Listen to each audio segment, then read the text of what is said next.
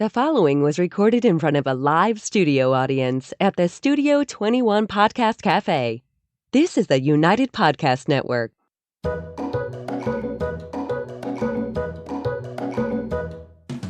Welcome to the Quirky Dog Podcast, inspired by some of the quirkiest dogs you can ever imagine and the owners who love them.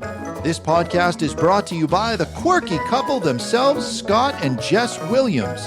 Their aim is to educate and entertain. Here's Scott and Jess.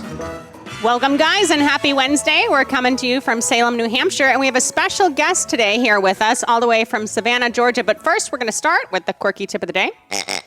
Good job. What is the quirky tip? You always turn them upside down. I don't know if he likes that. Maybe we should keep them upright when you squeak them. All right, the quirky tip is if you are not familiar with anything having to do with cloning your dogs at this point in your lives, it is becoming a hotter and hotter topic each year, and I want you to click on the URL below. We have Melain Rodriguez joining us again from the South, and we're going to talk about this topic today. She's a representative of ViaGen Pets, and this is a really cool thing. We want to clone our dogs. We're all about it now. Yeah. I don't know if I'm, I was looking at my dog this morning and I was thinking, God, he's a great dog, but he is also the culmination of all his experiences up to this point, aside from the genetics. Yeah, well, maybe by the end of the episode, we'll get him convinced. We're going to send in the deposit. So, Melain, welcome. I think the second time around, I could not make all the same mistakes I made with the first time I raised him. I mean, like with my kids, I could just reclone them. We're not cloning them at all. We can clone the dogs before them. But thank you so much for joining us, and we're excited to talk about this topic here today. So, yeah, it's great to be here. Yeah, tell us a little bit about your experience just with ViaGen Pets and how you're involved with the company and everything else.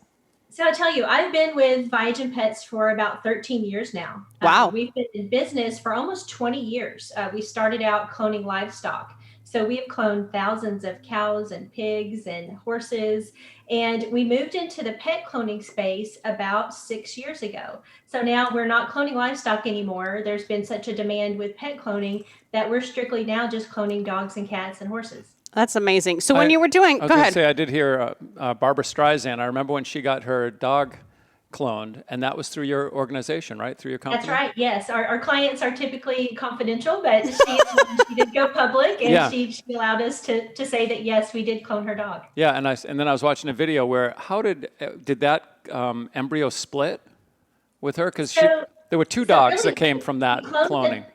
We just cloned the dog one time, but we do put multiple embryos into the surrogate dog. It's much like in vitro fertilization. Right. We put in multiple embryos to increase the chance that at least one of them is going to stick. And in her case, she had more than one puppy. Yeah, that's crazy. Exciting, huh? I want to talk about the livestock real quick because I know we're going to get away from that. So Scott and I were discussing this. Is it mostly like if it was a really strong like cattle when it went like, how was that cloning happening? A breeding bull, for example. That's why they were cloning them mostly? Yeah. Exactly. Okay. So it's mainly for reproductive purposes and for financial reasons. If you've got a top stud bull whose semen is very valuable, then you can clone that bull over and over again and increase the amount of semen because that genetic potential of that semen is going to be the same as the original. Yeah. So they're passing on the same genetics. That's so interesting. So you guys are only doing pets now, though? That's right. Pets and horses. So I had the same, I was thinking about that with the bulls also, which brought me to, there are some German Shepherds now that are worth over $100,000. And quite often they're purchased and taken out of the country, going to Japan and some other places. So about 10 years ago, they started with the swab, the DNA swab in dogs for breeding. So you're saying that the swab would be the same DNA from both the clone and the original. Is that the case? Exactly. So That's exactly right. You couldn't tell them apart. That kind of, there's a weird issue about with AKC and stuff too, where it's not the same dog, but it is the same dog, That's right. And at this point, the AKC does not register cloned dogs, and mainly because they just don't know how to handle it. You don't have to tell them. It's just the dog that lived for 80 years. Okay, so let's talk a little bit about your typical client, because this is obviously not the average person's process, but it's growing more and more and more. Clearly, if you guys have left the space of livestock into pets, it's becoming more and more of a thing. Yeah, and really the pet industry in whole is just huge now, especially over this past year with the pandemic. I think our business has grown even more. And I think it's because people are home with their pets and they're realizing how their pets are a part of the family. And it's so unfortunate that their lives are so short compared to ours. So I think that's why a lot of our clients are wanting to move forward with this, because they have that opportunity to extend that bond that they have with a special pet. So it doesn't have to only last for 12 years for the lifespan of that dog, but they can reproduce that dog through cloning and have another lifespan of a version of that dog. Yeah, it's crazy. And you know what I was thinking would be interesting is I saw the one video of the lab that saved the wife when she was pregnant from the snake bite, and then they wanted to clone that dog. It got cancer, that dog. So it would be interesting to see if it was raised with a different diet, the clone, if it didn't maybe get cancer at 9 or 10 years old, because they're identical, which means it would also be predisposed to getting the cancer, just like the first one. That's right. And that's a big question that we get very often is, my dog had this illness. Is the clone dog going to have that illness? And that's definitely something that the client wants to think about in advance. Cancer is one of those things that sometimes there's a genetic component, sometimes there's an environmental component, and mostly it's an unknown component. Sure. And not a lot is known about the reasons that some dogs will get cancer, but that is something to be mindful of when you're, thinking about what dog you're going to clone. I had a little miniature pinscher that died at 6 years of age, and she developed an autoimmune disease. I have her cells preserved because it really helped me through the grieving process of losing her, especially at such a young age. As of right now, she's not one that I would clone right now because I don't want to have to go through that again and have a dog that only lives to be 6 years. But I have those cells. You still haven't let her go. For what she got. Yeah. Yeah, that is young too. Just a regular size schnauzer, not a giant. She was a miniature pinscher. Oh, a miniature pinscher. Yeah, small. Yeah. That's really young for a small dog. I'm sorry to hear that. That's hard. Yeah. Tell us a little bit about the cat behind you. So this is Benji. Benji is a Bengal cat, and he's very special because he's a clone. That's awesome. I love it. Yeah. How old is Benji? He's 3 years old. Yeah. And this is an interesting situation because I did not own the original cat. The original cat was owned by a friend of mine who's a Bengal cat breeder. Mm-hmm. This is a picture of Prestige. This is the original cat when he was very young. But so my friend cloned Prestige, and there were 2 kittens in the litter. So as I mentioned, we transfer multiple embryos into the surrogate. So in this case, 2 kittens were born. Now, most of our clients would take as many as are born, but because he was a friend of mine and he knew how much I love this cat, he gave Benji to me. So that's nice. It's very interesting to see because they're raised in 2 separate households. And so it's very interesting to see how different and how similar they are. And the main difference with Benji here, I don't know if you can tell, but he's a pretty stocky guy. He's pretty big. And he was neutered when he was 6 months old. The original cat was not neutered. So he's a breeder, and he's active and chasing girl cats around all the time. So he's much thinner. Sure. That's the main difference between the 2. But personality wise, they're both very laid back, very easygoing, love people, love food. That's why he's a little bit stockier. So as far as that goes, are people using cloning like for research purposes, as far as looking at diet, as far as looking at some of these indicators of spay and neutering, or not as much right now? I mean, I know it's kind of cost prohibitive. Not that I'm aware of. Okay. So I don't think so. I think there are probably some universities that are working on things like that. But right now, we're just doing this for commercial purposes for people that really love their pet. Yeah, no, it's just interesting because you maybe could tweet out some parts about what you use on your lawn and what you feed as a diet and everything else with the exact same setups happening and everything else. A pet food company might be interested in that kind of thing if they... Or not, depending on the results. Right, yeah. They might wait and see. So what's your breakdown? Are you doing mostly dogs? So I would say mostly dogs, yes. Okay. Probably 75% of the pets we clone are dogs and 25% are cats. And then a big number of horses too. So we kind of count those separately, but we're cloning more and more horses every year. And I will tell you that most of our clients are just preserving DNA. The cost to clone a pet is quite expensive right now. It's $50,000 to clone a dog and $35,000 to clone a cat. So for $1,600, you can preserve the cells like I did for my dog and keep those cells stored until the future when maybe the price will go down. Maybe there will be some new technologies available. So probably 95 or 90% of our clients are just storing the cells, and there's an annual storage fee that's minimal, but these cells can remain stored for decades. We just recently cloned a horse whose cells were stored 40 years ago. Wow. Dolly was even cloned. That's so amazing. With the San Diego Zoo, they preserved those cells years and years ago. It's amazing that they had the foresight to do that. And so we know for at least 40 years, these cells can be viable and can be used for cloning. So if you can imagine what all could change in 40 years. Yeah. Incredible. It's nice for animals that are on the edge of extinction. Like some of these pandas, some of these exotic animals that they only have, 8 or 12 of them in the world. Yes. They could clone for the future. Well, we're sending in Jimmy's DNA before we're sending in any exotics, okay? Now that I know it's only $1,600, it's a little drop in the bucket. Getting back to the price. So if multiple puppies are born, is it like you get 2 for 1, or is it a different breakdown? That's right. Yeah, it's just one flat fee. Right. So it's Fill 'em usually up. just 1 or 2. It's pretty rare that we would have a large litter. Sure. But we have had litters of 3 or 4 and a litter of 5. So it does happen. Crazy. But not very often. But Imagine it is just one flat fee. Be hard telling them apart. Yeah, you got to make sure you have those colored collars on to make sure you know who's who. So tell us a little bit about the process. I know you touched on that it's similar to in vitro before, but we don't have to get too sciencey about it, but just so people understand like how the heck this happens from tissue sample to 5 of the same things coming out 10 years later. Right. So that first step of preserving the cells, that involves a skin biopsy. So it's a really simple procedure. We've got a biopsy kit that we send to you, and you take this kit to your vet, and the vet will take about 2 to 4 little small 4-millimeter punch biopsies of skin. So if you were having a mole removed, that's exactly what the dermatologist would do, is do a little punch biopsy to remove that. So that's how small it is. It's the full thickness of the skin. So the vet will do a little injection of lidocaine to numb the biopsy site, and then will send us a few small samples. The tissues have to still be alive when we get them. So they're shipped chilled in a styrofoam box with some ice packs.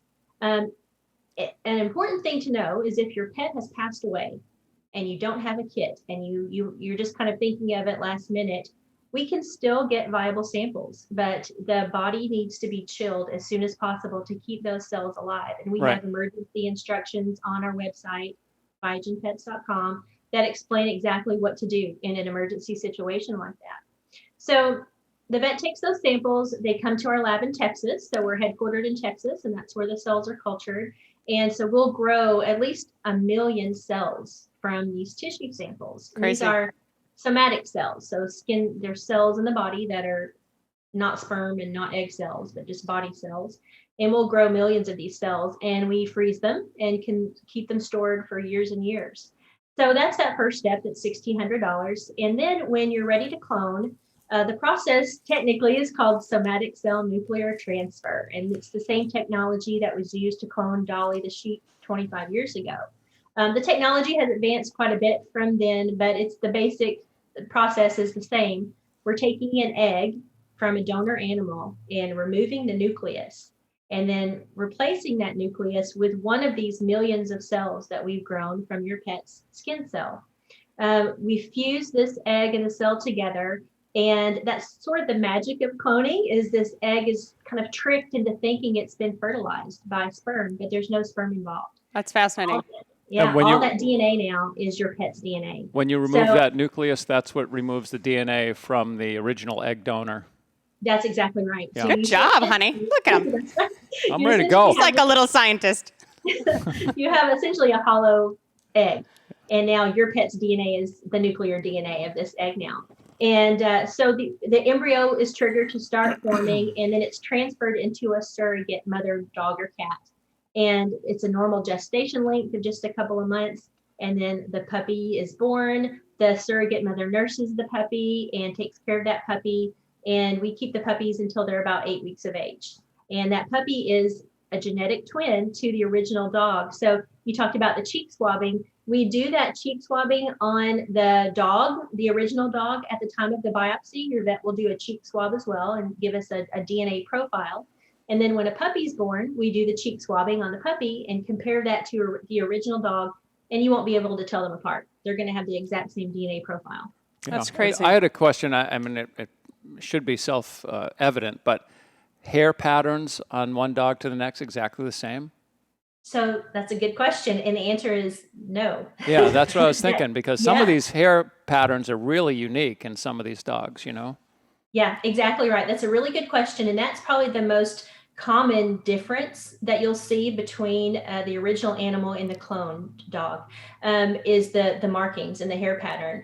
And it's hard for people to understand that because we call them an identical twin. So you would expect that they are identical, but Right. they're really an identical genetic twin. Right. Yeah. So just like human identical twins, they may look very, very similar, but may have slightly different shapes. Their freckles are sort of the same as spots on a dog. Right. So human twins that have freckles, their freckles will never be in the same place. And in a clone dog, those spots will never be in the exact same place. Yeah, and obviously a lab is going to look more similar than like a cattle dog or something else, but that genotype is the exact same, but the phenotype could vary a little bit. That's exactly right. Yeah. All right, I'm loving this. Let's go to break super quick, and when we get back, we're going to talk more about cloning. Does your dog lack self-control? Are you looking for some answers? Would you like your dog to be calmer? Does your dog lack confidence? Canine Mindshift. Enroll in a free course today. Simply go to caninemindshift.com. That's caninemindshift.com.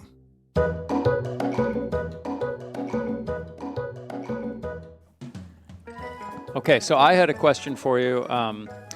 $50,000 sounds like a lot of money, but in this day and age, you know, a decent car is going to be 50 grand. And of course, having a dog for, you know, hopefully 10 to 15 years is a much better investment than a car, which lasts about 3 years and it's a piece of crap.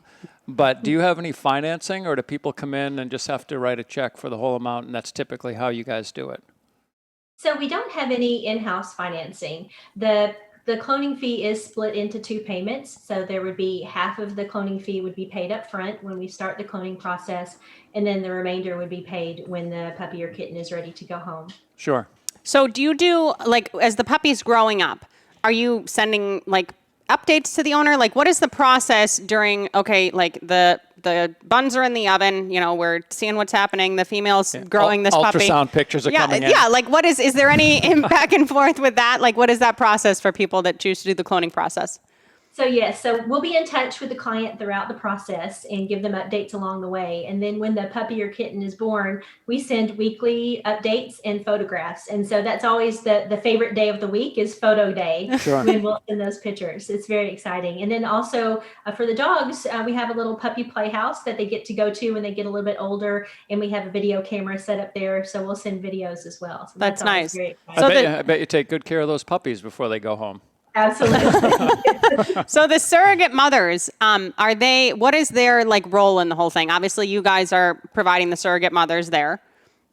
Yes. So the surrogates are the most important thing in this whole process, really, because their job is so important.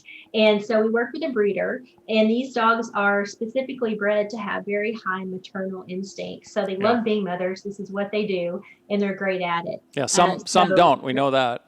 Yeah. That's right. Yeah. So, you know, a happy, healthy mom is going to produce a happy, healthy puppy. So we get asked quite frequently, you know, what is their life like? Are they taken good care of? And absolutely. So we take wonderful care of these moms. We've got a 24-hour day, 7-day-a-week staff that takes care of them, and they get lots of socialization and interaction with people. Yeah, and I assume that, like, if it's a Corgi or whatever, I don't know what kind of breeds the surrogates are, then you're not going to, like, they're not going to necessarily be able to have Mastiff puppies. Like, there's some size constrictions there. Like, there's some Obviously. forethought. Well, I want her to answer. Yeah. Well, everybody thinks a puppy's a puppy. It doesn't come out as a Mastiff, but people don't understand that puppies come out different sizes too. Exactly. So the breed does not have to be the same. Yeah. But the size matters. Yes. Size matters. Yeah. So a small breed dog is going to go into a small breed surrogate, and vice versa for a large dog, because that puppy needs to be able to latch on and nurse appropriately. So size is important when choosing the surrogate. Yeah, Sure. that's amazing. Is it ever the situation that the surrogate doesn't take? I mean, you do the process all over again. How does that work? Yeah. Sometimes, just like in IVF, the embryo transfer may not take. So the cloning is guaranteed. So if we have a situation where the first round of embryo transfers don't produce a positive pregnancy, we'll transfer embryos again into another surrogate. That's amazing. So do people normally want to have the clone while the existing animal is still alive, or they wait? Like, how does that process normally work with people's mindset? So we've got some of both situations. Ideally, I think it's great if you can clone the dog while the original is still alive, because then the clone puppy can meet the original, and the original dog can kind of teach it how to be that dog. Teach it all the bad habits. This is where we pee. This is my Right. But unfortunately, a lot of our clients are coming to us when their pets have already passed away. So the original pet is just gone and not there. So I would say the majority of the situations are when the original pet has passed away already. Yeah. So in those samples that they're taking, you talked about like the little biopsy and everything, especially if the pet's healthy, or even later if it's chilled. Everything that's sample-wise is shipping from the vet's office, right? Like, you're not leaving with anything. The vet's handling all of that. Like, they would send out blood work or something, or do the owners do that themselves? So both. Some vets will take care of everything, and they'll handle the FedEx pickup. Some clients want to do it themselves, and I think I'd be at that mindset too. I want to physically hand that box over to FedEx and make sure it's in their hand. So we have both situations. Yeah, so not just the other dog that came in for a skin graft and they screwed up the samples. And I guess that makes sense. So you want to make sure the whole process is working. But really, a lot of people probably are storing, and like you said, you're doing the same thing. And they may clone, they may not, but just at least to have the option is a huge plus. That's right. And like I said, we've been doing this cell banking for pets for almost 20 years. So we have cell lines that are 20 years old. And these clients that are paying their storage fees every year, every storage fee and the preservation fee, all of those fees get added up. And so everything you've paid prior to cloning gets applied toward the cloning price. Oh, that's interesting. Okay. Yeah, so this can add up to a few $1,000s for some of the cell lines that have been stored a long time. Yeah, definitely. That my border collie had stem cell a while ago for her ilio, and that was an option when I went to VOSM to get that procedure, to like store some and keep it there. You know, a lot of sport dogs, they say like, oh, keep it in case there's another injury. So as far as the storage thing, I mean, we're not going to send all the samples to you, but the important dogs for $1,600, I don't know why people wouldn't. It sounds like a win-win. Well, I had stored sperm collected from a dog for several years. I mean, had to pay those storage fees for several years on that. Similar thing. Yeah, but those prices don't accrue to anything later. There's extra additional fees later on for that. Anything else that we're missing? I'm so excited. I wanted to mention that I didn't realize it until I did a little bit of research, that it's controversial with the animal rights people, this whole process. What isn't these days, though? So do you have like protesters out in front of the lab with signs and going crazy? Or have you had any kind of heat from these people or what? So fortunately, we have not had any protesters, but you're right. This is not for everyone, and there are going to be people who are opposed to this. And I can certainly understand why some people wouldn't be something that they would want to do. So it's not for everyone. And when you think about it, I mean, even though this is a growing field and we're cloning more and more dogs every year, it's still such small numbers compared to the millions of pets that are out there in the world. Sure. So I think that the animal rights people have bigger things to worry about other than us. Yeah. No, well, I agree. Yeah, I do too, but they're crazy. I mean, a lot of these people don't want you to even own a dog in the first place. I said, they have an issue with a lot of things these days. So if it's going to be cloning, it's going to be cloning. We're going to send you samples regardless. No, you mentioned storing the samples because of maybe the cost going down. Do you see any future in which maybe those costs would decrease? Scott also made the point that, well, the cost hasn't really gone up since it started either. So, I think when I first heard about Barbara Streisand, and it seems like that was like 10 years ago, but it was quite a while ago when I remember seeing that story come out, and they said it was $50,000 at that point for her dog, if I remember correctly. So the price hasn't gone up, but it hasn't. Am I right in that assumption? So So before we were cloning pets and, we were just cloning livestock, our company actually was the patent holder for the dog cloning technology. It's a patented process. Okay. So we weren't cloning dogs, but we did license our patent to a group in Korea. And so they cloned some dogs there. They were charging $100,000. Wow. Yeah. And then when we started 6 years ago at $50,000. So we do expect the price to go down, as the technology improves. We've been cloning horses for much longer than dogs, and that price has dropped from $165,000. Now it's $85,000. Wow. So almost in half. So there's definitely things that we're working on. We're constantly doing research, trying to find ways to decrease our costs so that we can pass that on. So we don't expect the price to go up. I sort of like to think about it like flat screen TVs and how expensive they were years and years ago. Yeah. And so and technology has improved and price has gone down. So that's what we expect with the dog and cat cloning. That's amazing. And then after that 8-week period, the people just fly and bring home their animal like it's their own. Is that how that all ends? Right. So the client will have the option of coming to our area to pick up the cloned puppy or kitten, or we can deliver the pet to them for an additional fee. So I'd say most of our clients do prefer to have the pet delivered to them. And so that's a lot of what I do as well. And that's so exciting to be able to hand over a puppy, very emotional, as you can imagine, Sure. and just such a great experience. And, you make a lifelong friend with this client. I have clients that cloned 5 years ago that are sending me pictures, once every few months I get pictures and updates, and I just love that. Yeah, that's amazing. Yeah, so that you have a little clone family there, Yeah. Once they have their clone, do some people pay the storage fee of the original animal? Does that make sense? Like if they want to do it again? Okay. So that's a good question. We actually provide the storage for free after you've cloned. That's a bonus with the cloning. And so we do have cells remaining.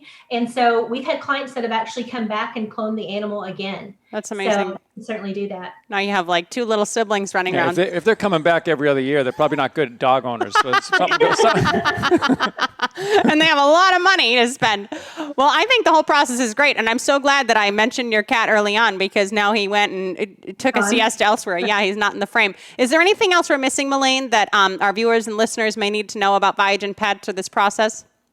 I think we touched on really all the highlights. I always like to let people know, as we mentioned before, that if your pet does pass away, it's not too late. And get them on ice.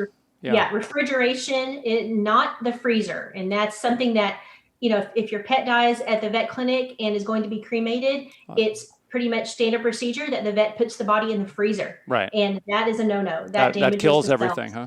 Okay, so just refrigeration, chilled, but not frozen. So kind of like Jurassic Park, is that really still a fantasy, the Jurassic Park, where they get the DNA out of an old bone and scrape it out? One of my favorite movies.